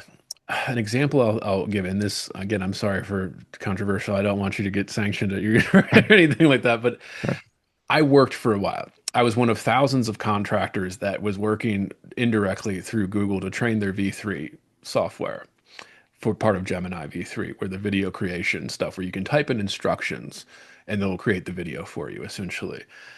One of the things we had meetings about constantly was pronouns, gendered pronouns in that thing. And it was because it was confusing the machine when people were talking about female presenting or male presenting or having kind of, non-gendered pronouns in terms of the standard English thing. It was confusing the machine. So we would have these long meetings that usually devolved into a few people, overtaking the meeting, and it became more of a political discussion than it was ethics or, the topic at hand, which is training this machine. I don't know, something like that. And I started thinking to myself, they call it implicit bias training in the AI world. And I was just thinking to myself, is that holding back this technology? Is that because we want this technology to be quote unquote politically correct, right? According with today's moral kind of ethical principles, is that holding back this technology? It's confusing the technology in a way. The big joke online was when Gemini was first launched, it was giving people, when they search for an image of, let's say, a Nazi or something, it was giving them like a black Nazi or something from World War II. And people were making fun of it. And that was the very early stages. I think they fixed that sense. But I was just wondering, I was like, is that happening because we're trying to impose this moral, ethical kind of implicit bias training on it? I don't know. I was just thinking of it now that you said all that. Your thoughts. Again, I don't mean to throw all this on you and put you in jeopardy with I know it's a hot button topic right now, No, especially I think, pronouns and you may know more about this because we're in AI development, and I was not, but I think there is a debate uh, about what's called hobbled or unhobbled AI. And hobbled AI is where we impose constraints right. on what the AI can or cannot do. And so the models that we have, ChatGPT, Claude, and so forth, are hobbled in many respects. So that way there are less hallucinations, less expressions of offense, um, perhaps more politically correct, if that's the phrase that we want to do. But it's more generally acceptable, and it's constrained. And so there are venture capitalists who've created funds specifically for what they want in terms of unhobbled AI. Right. And so billions of dollars are flowing into AI systems that don't have these kinds of constraints to test the limits of what AI can do. So I think that's an ethical and moral debate, isn't it? Right? So, to what extent do we want to constrain the capacities and capabilities of these systems? Um, yeah, Yeah. Well, I know it's another tough one to answer. I was just curious your thoughts on it. yeah. Yeah. Because I'm again just following it closely like I do. It's that again, the CEO of Palantir has said this publicly where he said the chatbots are not the product. Everybody thinks that's the end game of this. He's like, no, no, no. That is just the beginning to get everything going here. That will not be the moneymaker long term. That will not be the thing that is we're going to be using AI every day with. He said that is going to be like one small fraction of what is coming here in terms of the development of this technology, all of that. And again, we have the issues with kind of researching. I know those chatbots, at least the first couple versions of them, and I'm sure they're still doing this, they scrape the internet. That's what they do. So they'll give you an answer based on, I think there was some statistic for ChatGPT, like the majority of what they pull is from like Reddit and other social media kind of platforms, because those are the most hit websites on the web, and it does that very quickly and pulls whatever they get. That's where you get some nonsense answers because it's based on this random person that wrote a forum on Reddit. And again, it depends what you're asking it, right? So, if you're asking it something more, intellectually rigorous, there's cited sources that they could give you. But if it's just some, oh, why do I feel depressed? Well, they might pull something from Reddit or something, and it's just some random person that wrote it. I don't know. So that's the problem. And like, I think that's going to be resolved eventually, but it's still just kind of interesting. Almost like the fear in our head from science fiction is almost worse than what it actually is. Like we're all thinking it's going to be Skynet, and Terminator, and it's going to start dropping the bombs because we're just such an awful species of locus on the earth. But it's probably not going to happen about that. So there's another issue that's raised in the Accord, which is that it's called AI fade. It's the notion that we may be already seeing the best version of AI because it is trained on the corpus of human creativity.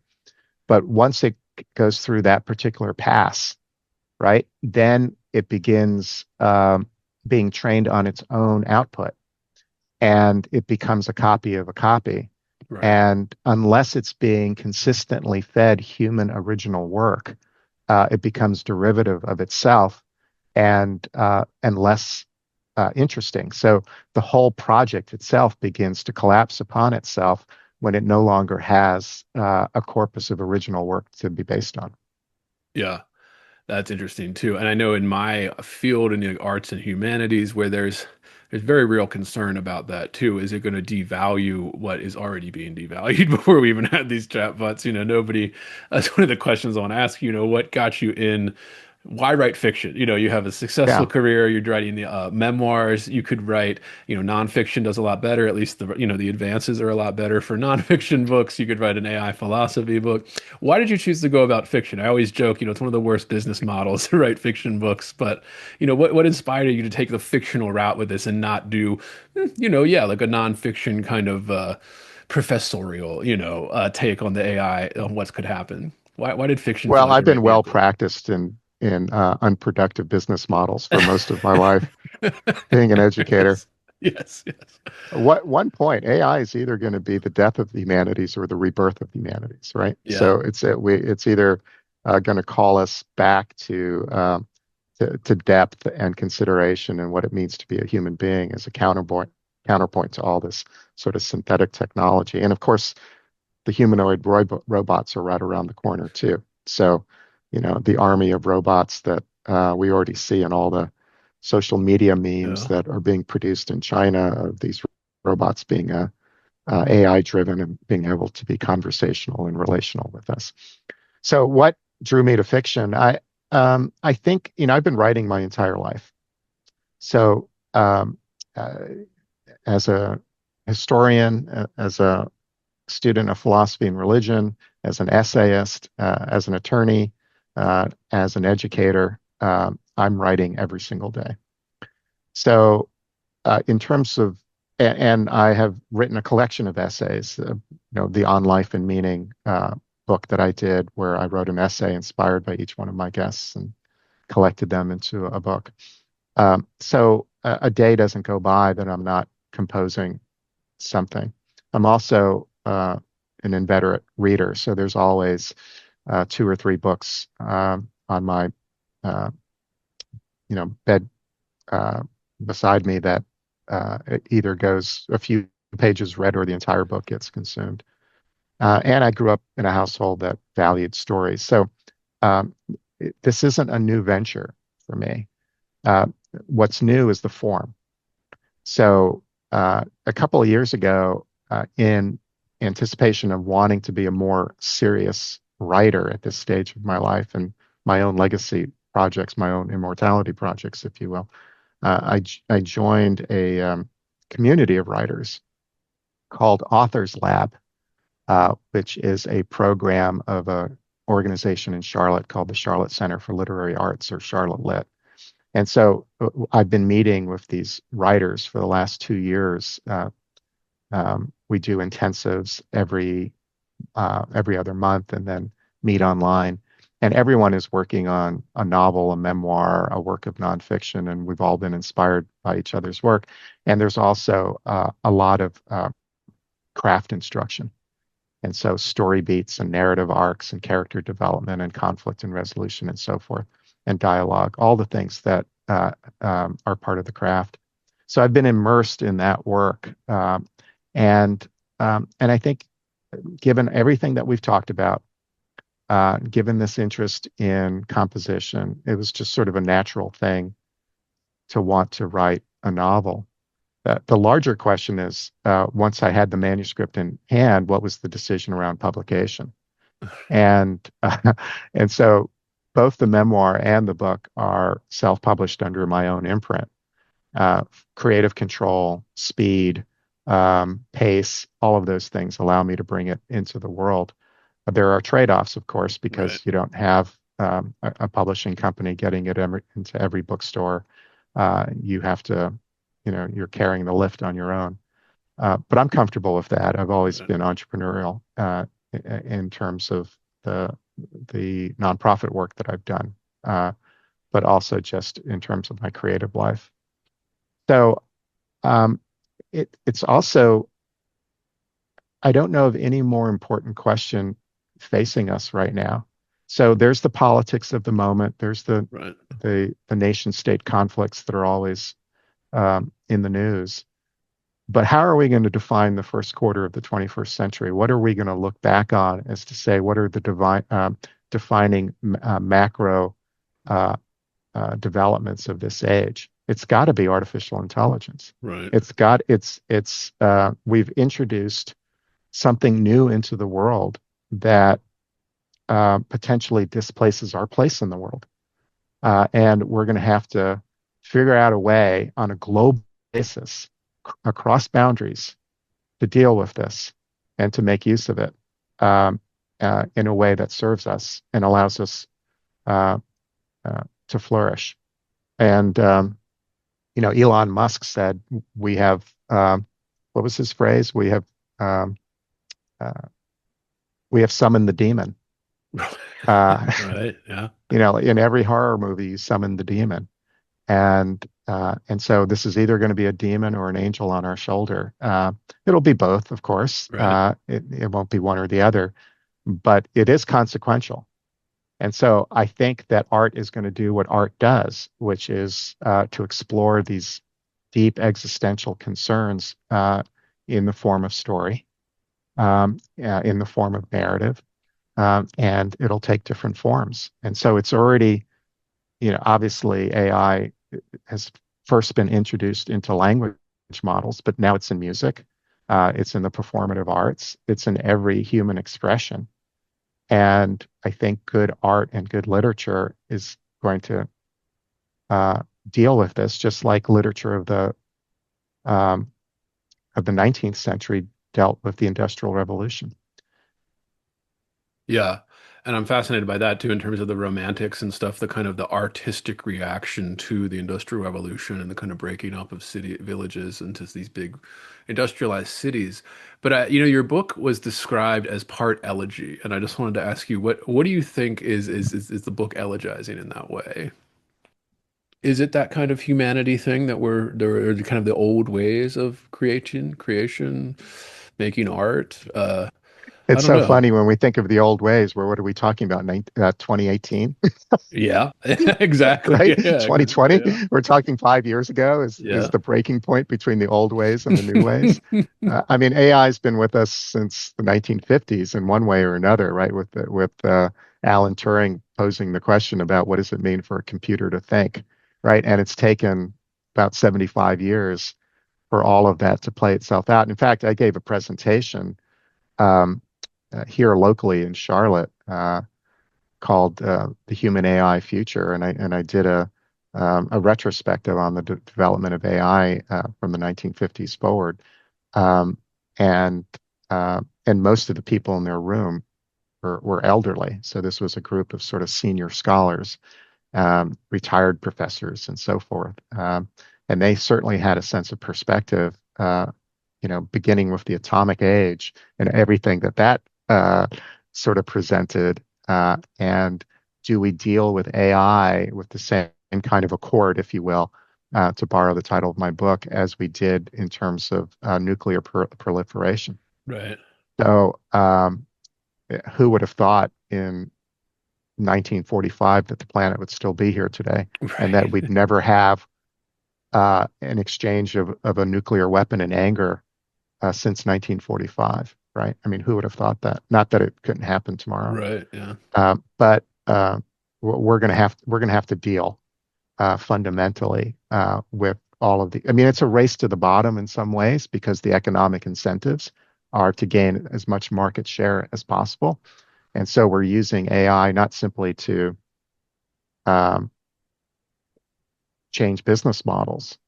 Uh, we're using it to uh, gain as much folks in front of screens as possible. So we're going to put Facebook and TikTok, and all of these social media platforms, and we're going to put them on AI steroids. So um, we're, you know, all of that is worth talking about, Yeah. Andrew. That's all coming too. Yeah. So it is interesting in this. Yeah. Yeah. And I mean, elegy is a great art form in terms of that too. Some of the most famous poems and stuff that I'm thinking of.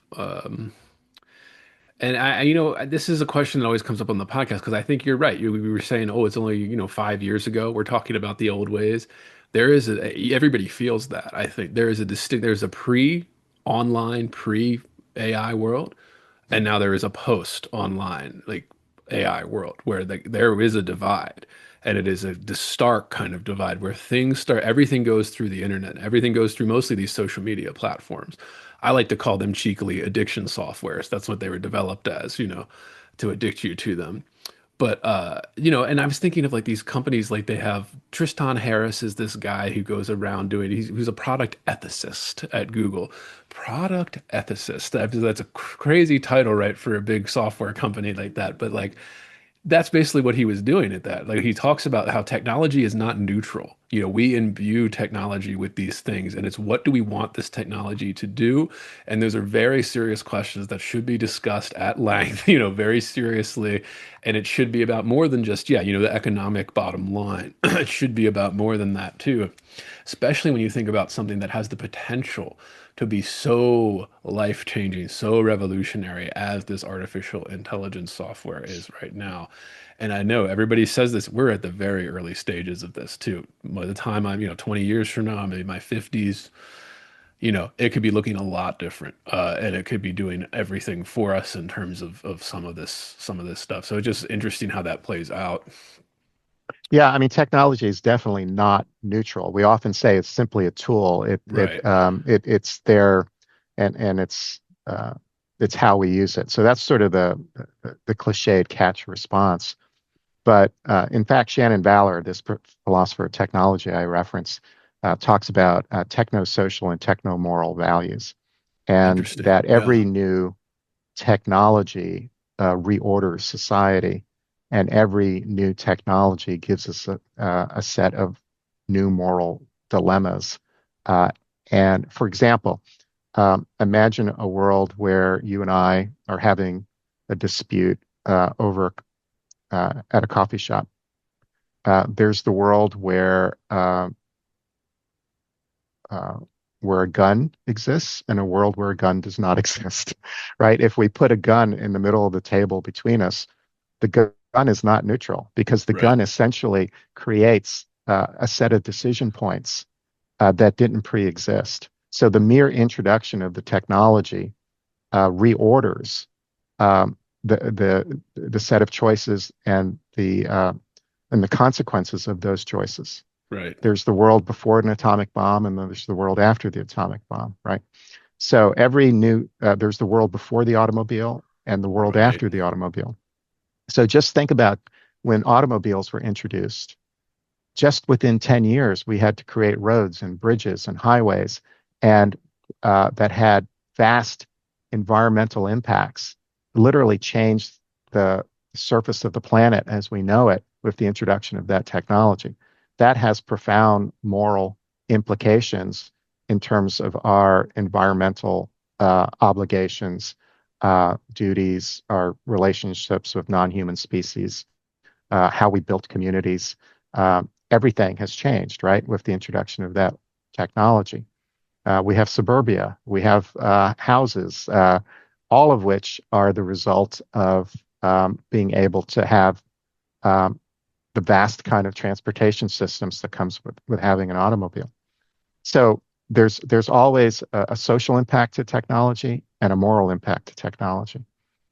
So that's worth exploring when we start talking about artificial intelligence, because literally how we govern um, and how we fulfill our needs and desires, what the uh, economic and political incentives are, um, all of which will change as we introduce this new synthetic intelligence into the world. Yeah, there's a poet I like named Rodney Jones, Alabama guy, and he's a little older now, but he wrote this poem probably around 2015-ish, 2014-ish. It's called Elegy for the Southern Drawl. And it was something that I started thinking about when I was reading that, and just kind of the way social media and technology has even changed the kind of regional things, right? Like uh, before social media, you could go to a different part of the country, even in America here, and it would be a completely different culture. People talked different. The accents were very thick, right?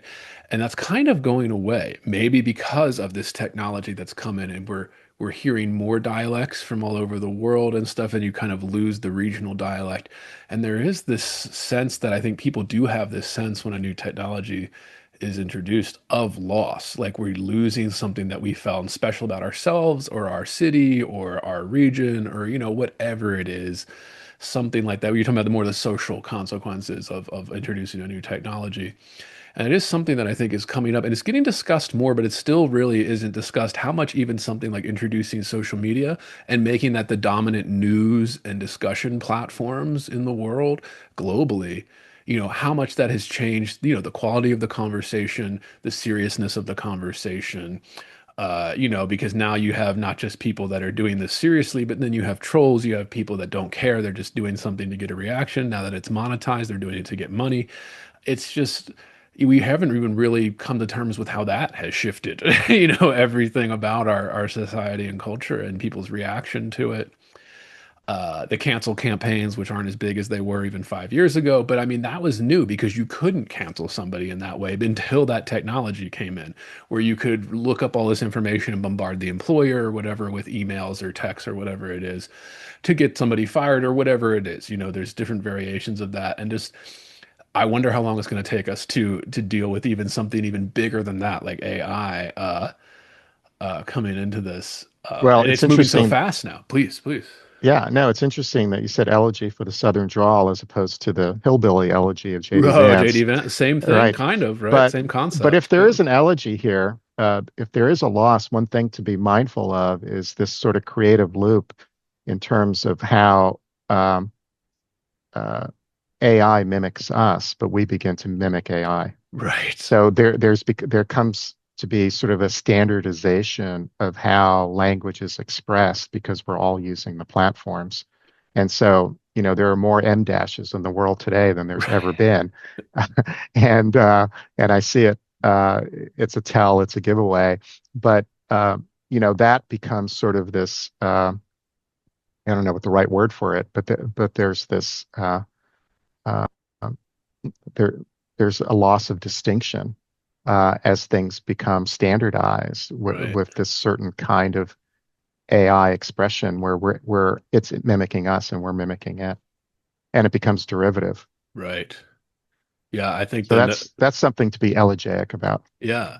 Well, even Noam Chomsky has said, right now it's a plagiarism machine, is what a lot of these things Yeah, are, because they're scraping the internet, they're scraping the online digital kind of information ecosystem, yeah, and they're copying and pasting essentially. And again, not quite doing that. They're rewriting it in a way to put it all together. So, yeah, I get that point. I wonder how much that might change in the future if they're not going to be so much plagiarizing, if they could get to a point where they're are creating stuff. Although this gets, we're fascinated by this concept on the podcast. The je ne sais quoi, right? The kind of that little something, that intangible something. What makes one book better than another? What makes one poem better than another? What, all of these things that it has a quality that's very hard to grasp, very hard to talk about in a lot of ways. And we can talk about craft and break down the kind of structural elements of something that, gives us a thrill or whatever. And that's fun. I like doing that. I have a degree in that. But it's also like there's something else underneath of that. And I think this is where philosophy comes in, ethics come in, that kind of, as Harris would call the moral landscape, where this little fabric beneath the surface, these peaks and valleys of a landscape beneath the surface, there's high points and low points that we could kind of see through. I don't know. There's just this kind of thing underneath of it that is hard to talk about, hard to discuss, and hard to yeah. pinpoint even, these So little recently things. in this writing community that I'm a part, we had a discussion about author's voice, the authorial voice, Right. and the authorial voice being our own individual way of thinking. It's the experiences, the way our brain processes, our perceptions, the way that we see the world, that all become part of our voice, separate and apart from the character's voice. Right? It's the authorial voice. It's what makes Hemingway Hemingway and Andrew and Mark, and Right. it's expressed in the questions that you asked and the way that your brain processes and jumps from one concept to another, and all the synaptic connections that is who you are, that becomes part of the creative process for you. And I think uh, how ultimately is our ethereal voice influenced, shaped in creative partnership with AI? And I think that's an interesting question too. Yeah, absolutely. And this final question here, Mark, is one Yeah. thing I wanted to ask you about is, what would you say is the most urgent thing we should be focusing on in terms of AI and this new technology? And again, however you want to answer that. And I know you have a certain way in the book in terms of what is urgent, what should we be asking ourselves about this new tech? We talked about it a little bit already, but yeah, what would you say is the most important thing we should be focusing on that maybe we're not considering right now in this new technology? Well, what jumped to mind, and I think with further thought, I might give you a different answer, but my immediate associative answer is we need to look at the economic incentives that are leading these companies to produce at the pace that they're producing at, without being able to pause to look at what are geopolitical conventions that we can enter into that provide some safety and security, um, and some, and looking at um, the underlying why um, behind the emergence of these technologies, and not simply sort of a race to market share. I think that's a very sort of a practical question. It's the question that Tristan Harris asked Right. when he, at the center of humane technology, is if we don't get a handle on the economic incentives, then all of these philosophical considerations that are really become beside the point. Yeah. Back to trust, right? The point of all of this, right? This trust. It's a great word for it too. Do you trust that the person next to you is going to follow the rule of law? Kind of this, yeah, Well, I I mean, mean, it's the fundamental issue in our politics right now, right? Behind polarization and right, division is who do we trust? And um, institutions, right, political yeah, institutions, social institutions are there to provide trust. right. And if in fact we no longer trust the very institutions that undergird our society, then everything begins to collapse. Yeah, if the truth-seeking institution is lying to you, it's it makes people very wary. Yeah, it's we're in a weird place with that too. It's crazy. That's a whole other discussion, Mark. I know. I know. But again, I don't mean to keep you this long, Mark. This has been fantastic here. Where can people find you? Websites, social media handles. Where do you want people to find your books, your work, your podcast? Yeah, I would just have them go to my personal author website, which is markperes.com, markperes.com. So both books are posted and described, as well as my personal background and how people can acquire the books. And of course, that's what my hope is that folks order the books, read it thoroughly, review the books, share the books, all the good things that all authors hope for. Of course. And that is all linked below as well, listeners. So go down there, click on it, buy the book. Mark, this has been fantastic. Please come back anytime. Thank you, Andrew. It's great. And thanks so much for the questions and the journey you took us on.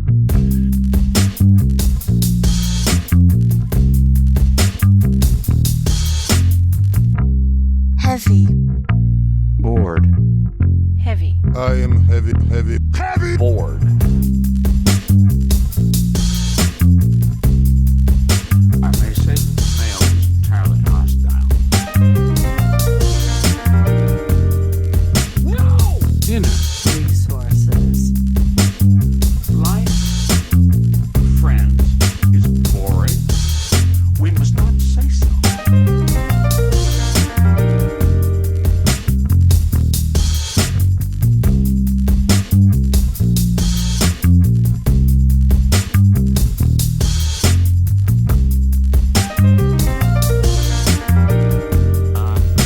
Are you radioactive now? Inner. Resources. American resources. Being bored? Some activities are intentional, right? It shows such a lack Heavy. of gratitude for life. Bored. I aspire to boredom, I Heavy. should say. Bored. Heavy. I am heavy, heavy, heavy. Bored. Has you the night sweats and the day sweats, pal? Pal, I do.